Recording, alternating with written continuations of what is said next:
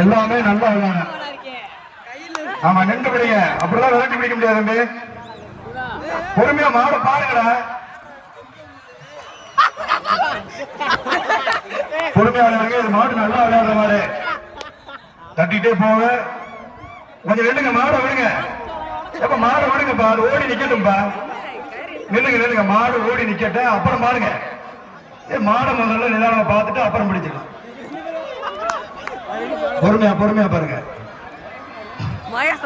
அவர் வேகத்துல போக வடத்தை நிப்பாட்டு, வடத்தை நிப்பாட்டு. பொறுமையா பிடிங்க, பொறுமையா இப்பவே பிடிக்காதேப்பா. மாட ஸ்டடி பண்ணுங்கப்பா.